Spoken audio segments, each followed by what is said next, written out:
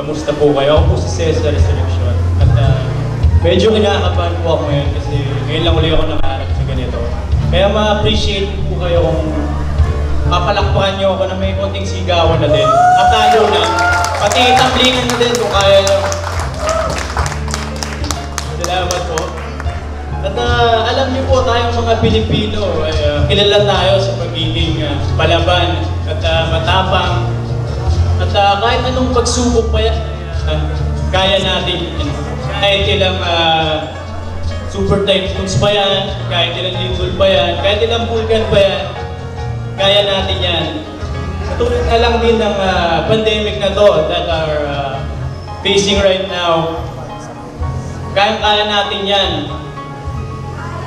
At ngayon, pinapakilala ko sa inyo, candidate number 1.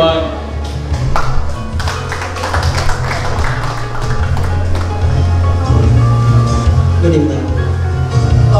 Growing up in a family where your heart was thrown away with a father's love gives me a lot of ways and reasons to rebel in life.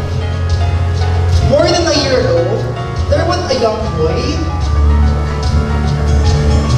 who committed suicide because he was included to a sexual misconduct and he thought that it was the end.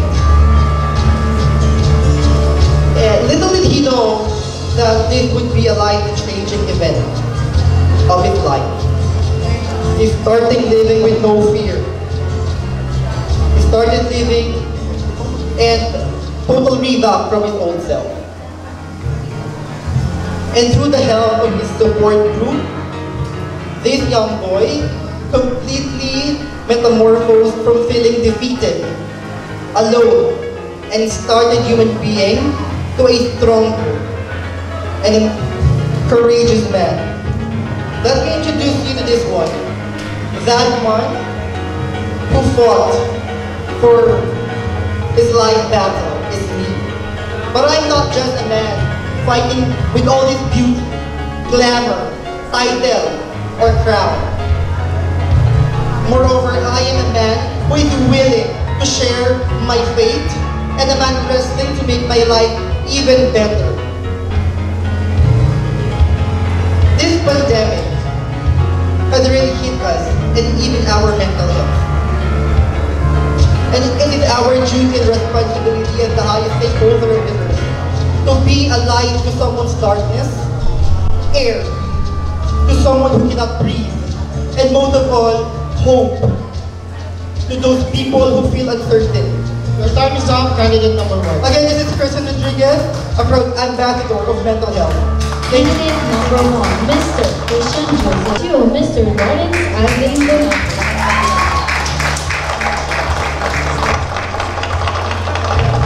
Good evening.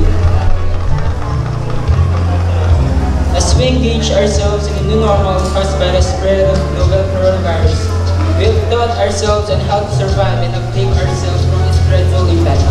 And as a person who truly felt its effects and having this opportunity to speak before you, it is true that the role of online gaming has allowed us to overcome our depression and boredom in this present time. However, many of them, like us, has exceeded to limit and abused its purpose. Thus, I'm Lawrence Alvin Donato and I am for responsible online gaming. We can still enjoy our online gaming while having our education, having our good health, and great relationship to our families and friends. We must manage our time and learn to educate ourselves on how to balance online gaming and our priorities in life. The pandemic is still here and we are still in a battle, and I believe that one day we will wake up in the morning where no virus threatens us. And when that day happens, I can tell myself that I survived. Thank you. Candidate number 2, Mr. Lawrence Alvin Donato. Candidate number 4, Mr. Michael Dave Alvarez. Good evening, everyone. Waking up in the midst of pandemic, we all suffer and we have our own struggle.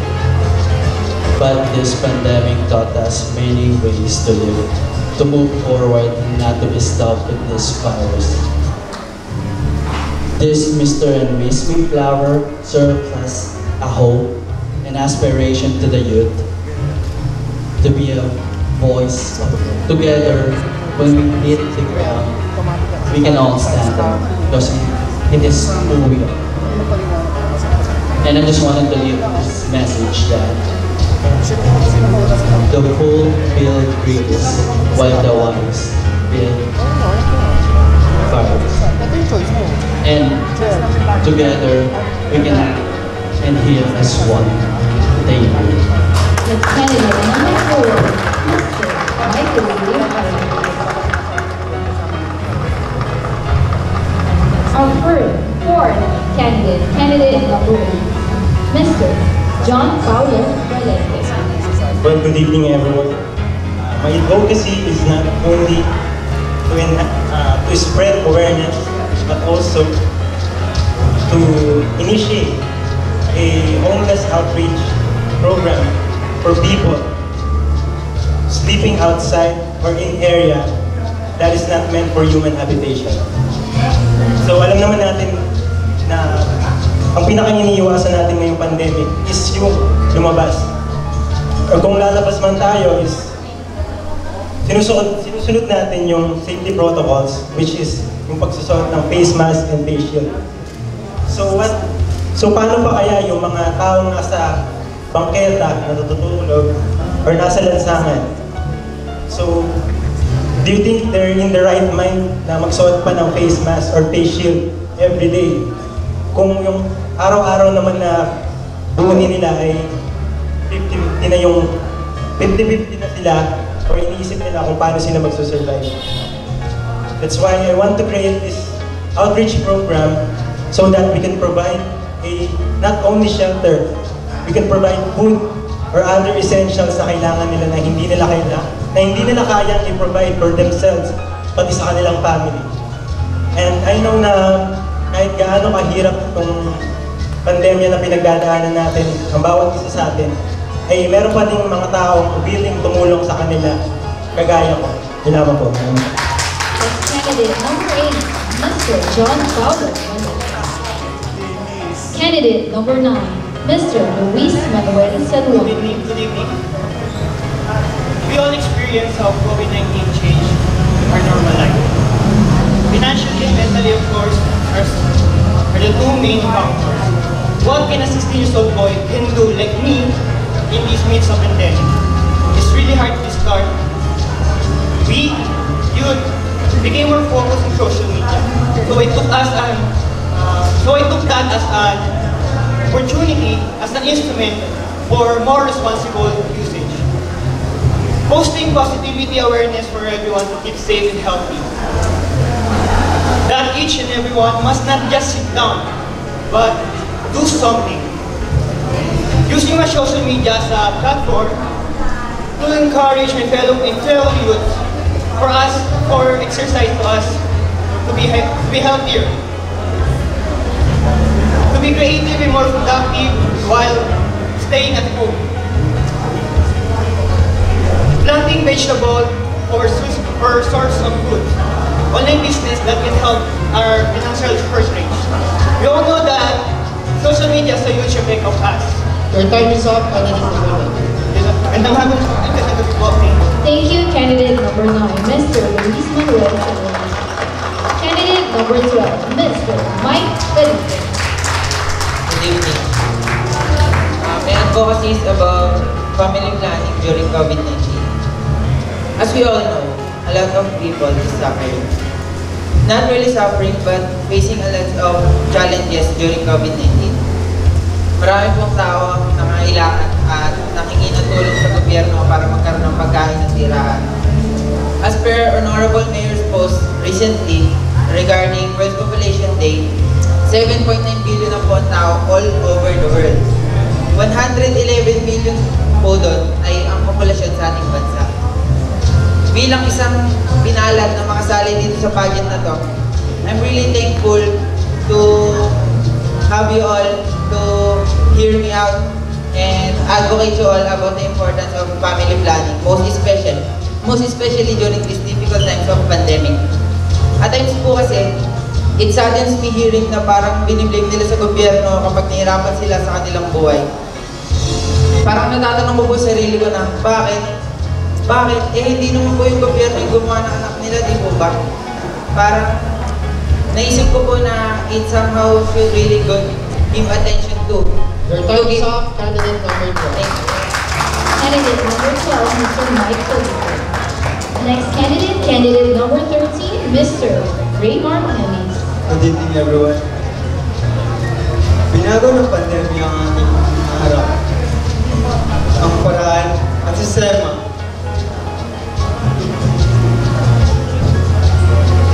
na po ang ating pamumuhay.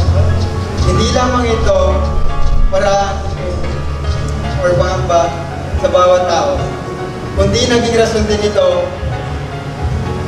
na mas lalo nagpahirap sa bawat tao sa mundo. Bilang modernong kabataan, marami tayong pwedeng magawa sa tulong ng social media. Social media na kung saan naging tulay natin na magkaroon ng komunikasyon sa bawat isa sa kalagitnaan ng pandemya.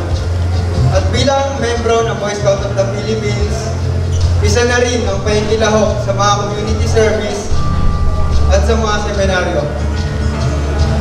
At open or pagbukas ng boses may payag sa mamamayan kung ano ang dapat natin gawin. Naniniwala ako na tayong lahat. Candidate number 13. Thank you, candidate number 13, Mr. Raymar Nelis. Candidate number 15, Mr. John Kennedy Mananzal. Good evening, everyone. Alam naman natin na maraming apektado ng COVID-19 sa buong mundo. Kung sila ay nahawaan, kailangan na silang ihiwalay upang hindi na makahawak. At dahil sila ay nahawaan ng sakit na kumakalat sa buong mundo, marami sa ating kababayan o kamag-anak ang nagdurusa dahil sa pandemya. Ganun pa man, ang mga taong nagkaroon ng COVID o virus ay dapat natin silang igalang at pagmalasakitan dahil hindi natin alam kung gaano kahirap lumaban sa sakit. At dahil sila ay nahawa ng sakit na makalat, dapat tayo maging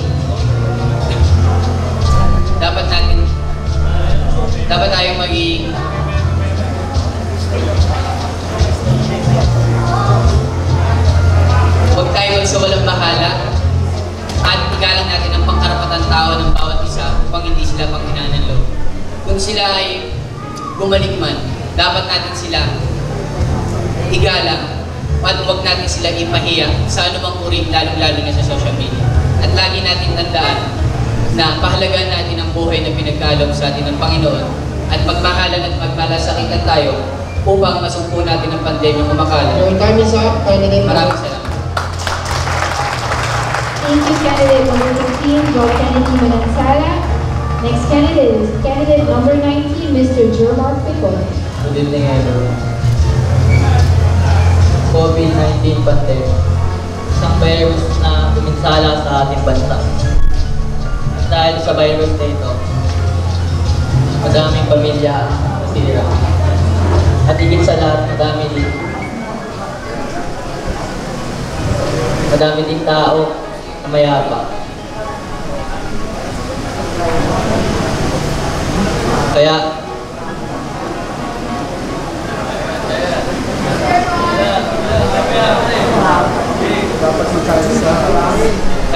Kaya kailangan at dapat natin magkaisa't isa upang maiwasan ang pagkahawa-hawa ng virus.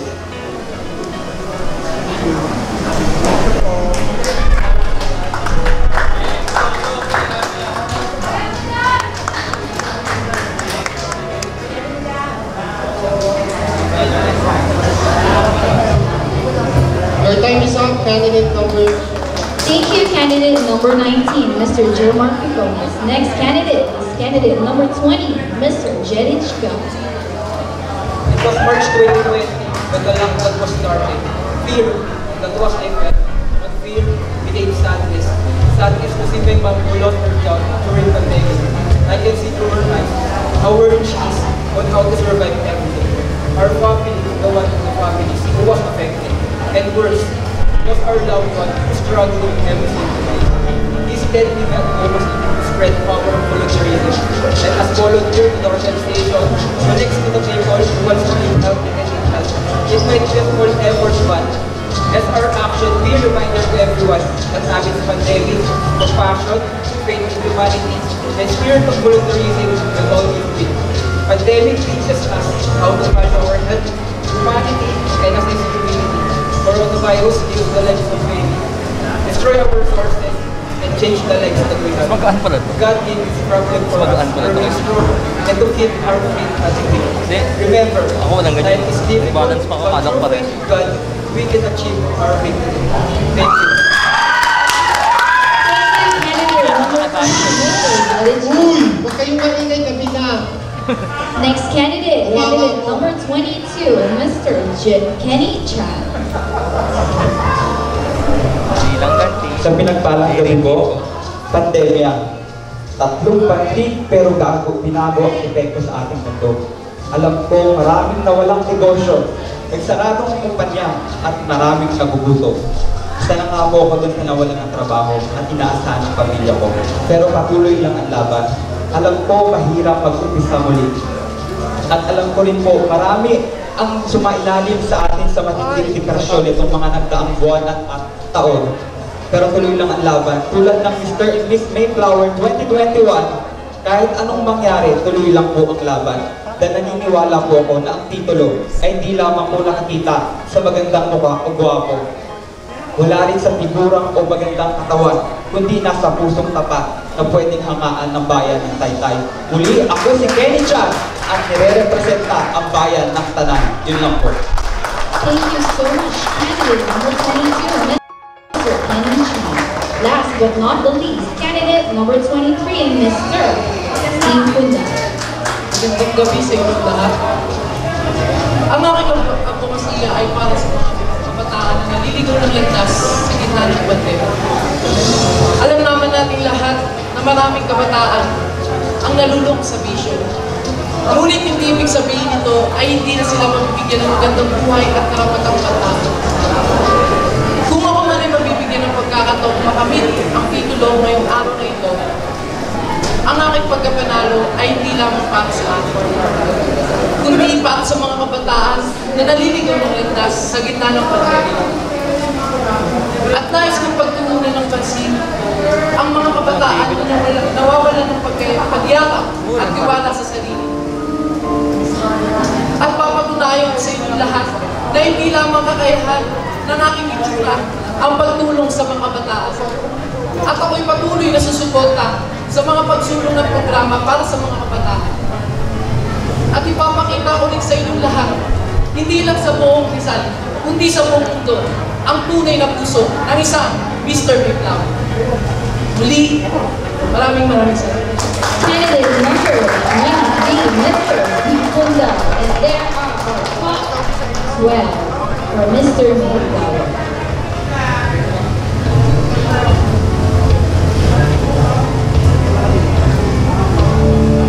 Okay guys, diba sabi ko na nyo, wala naman itong tabulation.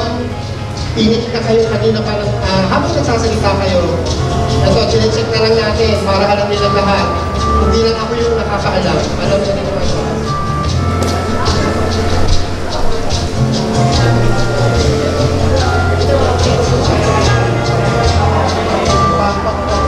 Okay, pakiready ang formal wear ng yung top 5 para sa last loop. Guys, congratulations! Yung tatawagin po, di ba, panalo na. Alam nyo yan, di ba? Ang daming premyo, lalo na ng mananalo. Good job sa inyo lahat. Nakaabot kayo sa top 12. But, we really have to do this. Cole, ang name, ready na? Game. First finalist. Candidate number 9. Candidate number 9 is Mr. Luis Manuel Sanuel. Top 5. We have candidate number 23. Candidate number 23, Mr. Steve Kunda. 3 more. We have candidate number 12. Candidate number 12, Mr. Mike Benito. We have candidate number 13. Candidate number 13, Mr. Raymond. And last, finalist, candidate number 20. Candidate number 20, Mr. George. Let me have it. Oh, well deserved.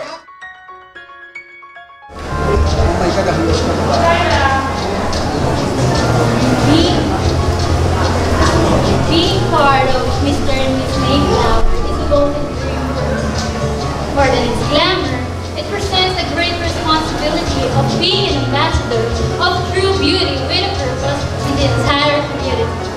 As a spokesperson, I would like to raise awareness and promote tourism sustainability to help to protect our environment and preserve our youth.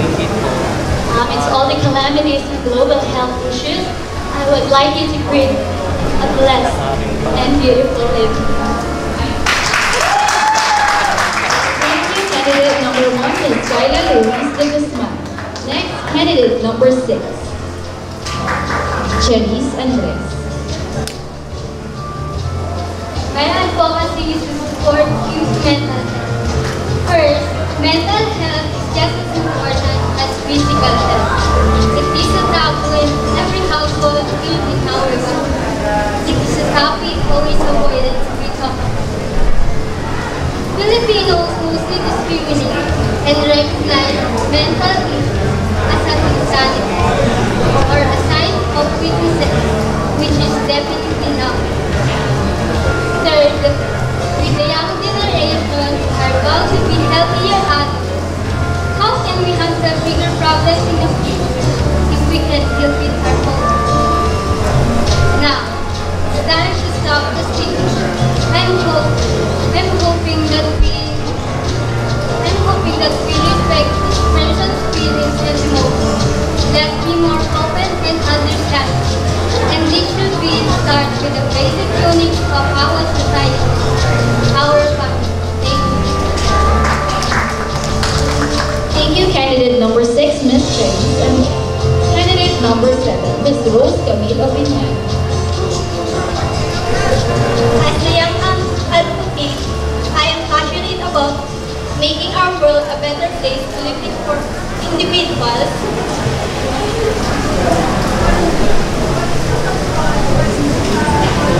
This awareness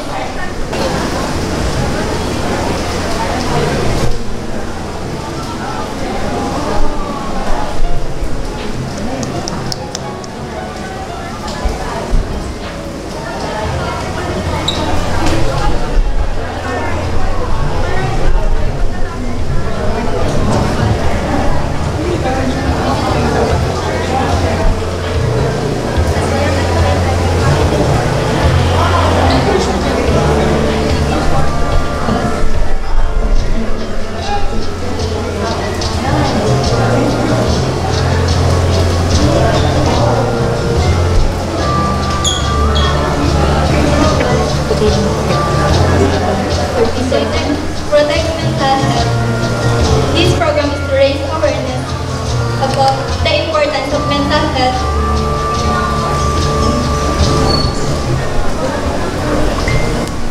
Particularly in this time of pandemic.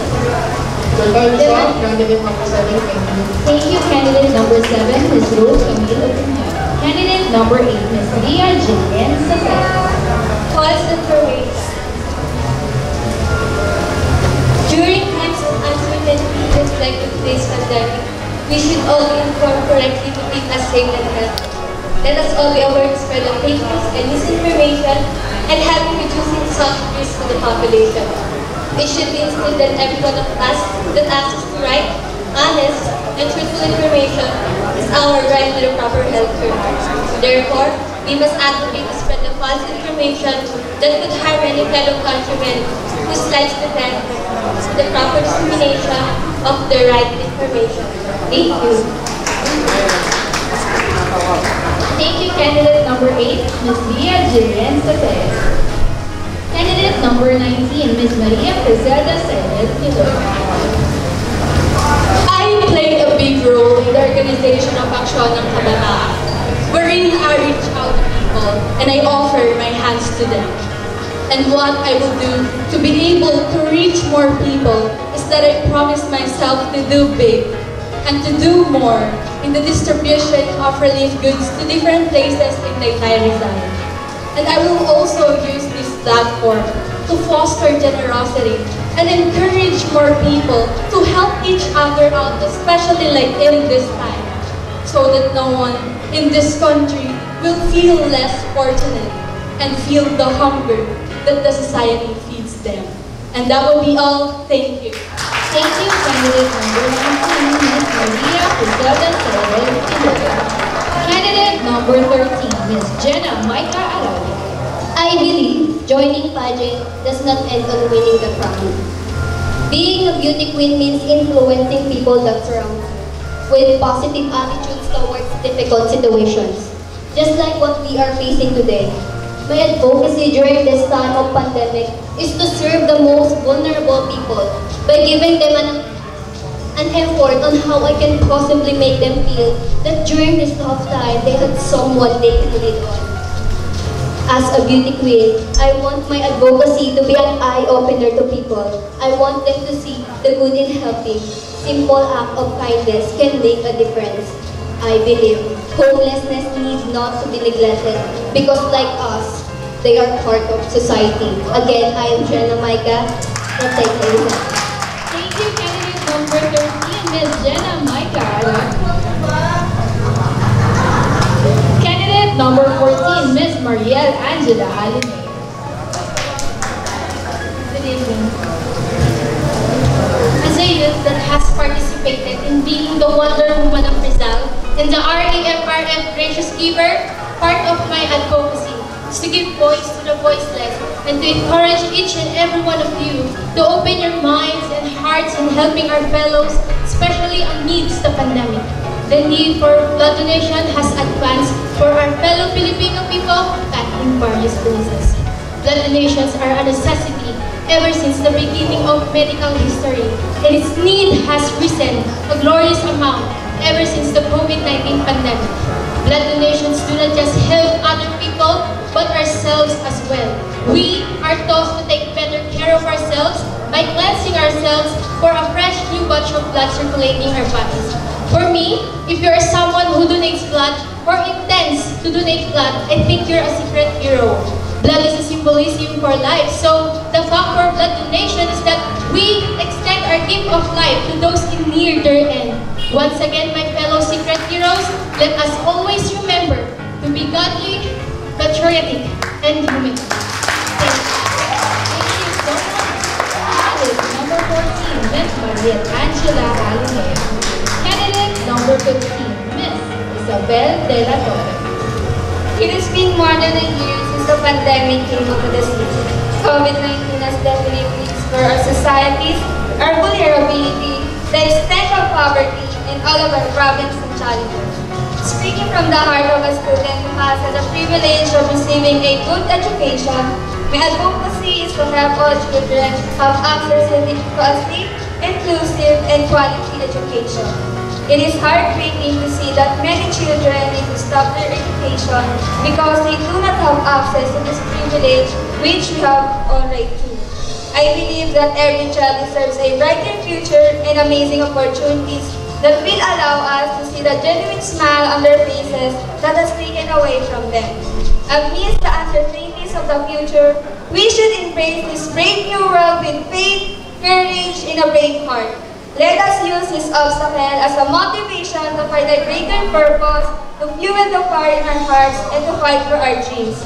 I believe that no barriers will kill us in collecting dreams. With compassion and unity, together we can overcome any adversity and find the silver lining in any darkness. Thank you. Thank you, candidate number 15, Isabel De La Torre. Candidate number 16, Ms. Maria Angelica Viray Pasawa. Good evening, everyone. The importance of vaccine is to familiarize the immune system to fight against the specific pathogen so that the people will no longer be affected. Being in a field as a medical technology student is both an honor and having a compassion. If I were to become a Miss Mayflower 2021, I will use my opportunity to educate people about the vaccine, to those people who don't believe about the importance of vaccine. I know some of us do not believe in about the vaccine they made and released in a short period of time. But I believe that the vaccine have been the unsung heroes of humanity.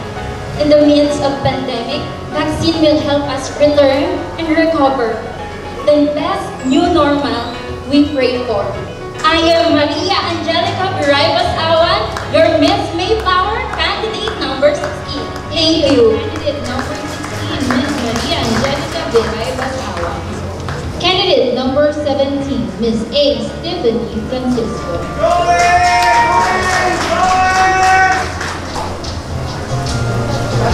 I stand here tonight not only to be a representative of dreams, but to be a voice of those people who believe with their own.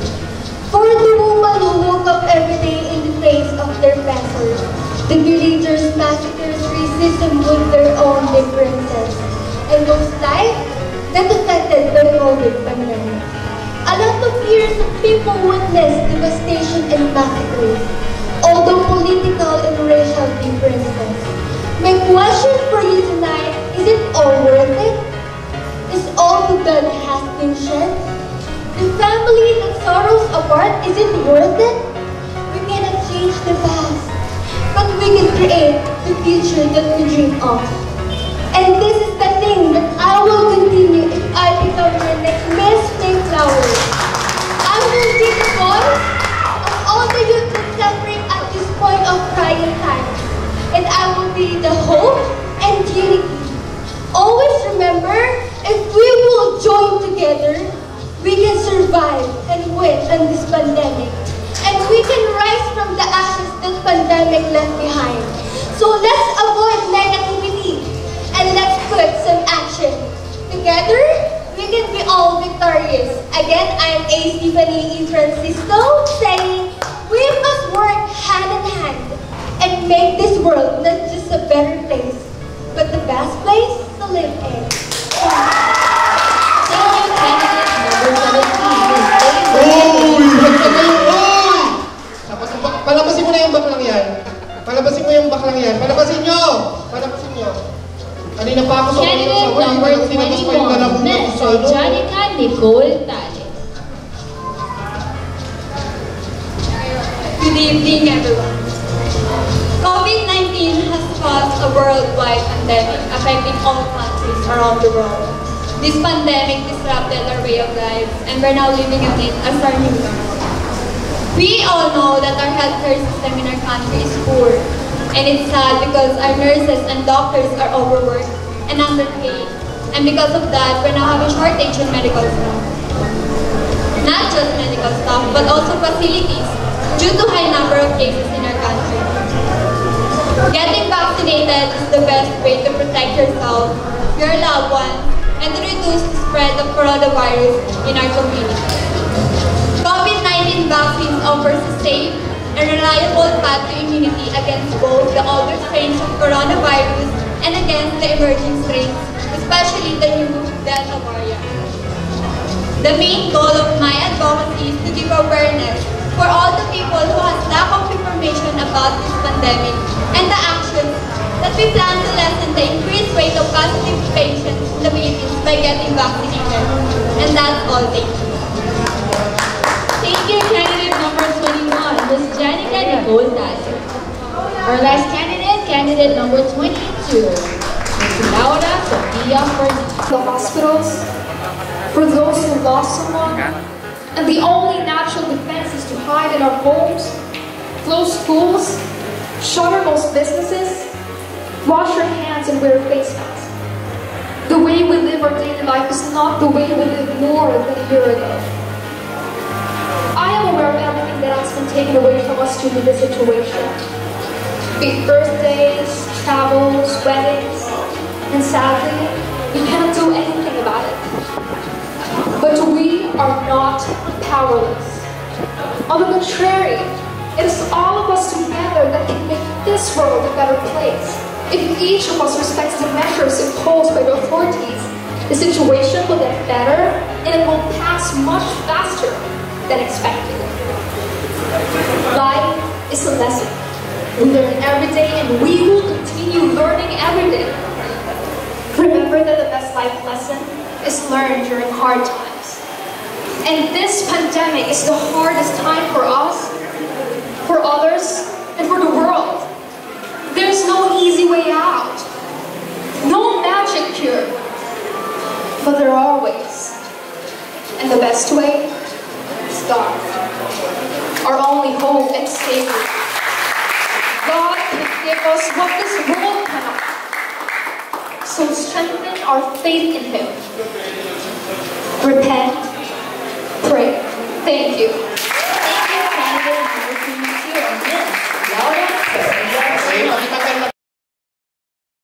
Let's do this! We have our first finalist. Sure winner na kayo lima, okay? Candidate number 17. Candidate number 19. Candidate number 19, Maria Quesada Saire. Candidate number 16. Candidate number 16, Maria Angelica Piray Pasao. Candidate number 13. Candidate number 13, Jenna Micah Arabi. And last finalist is candidate number 22. Candidate number 22, Laura Sofia Fernandez. Very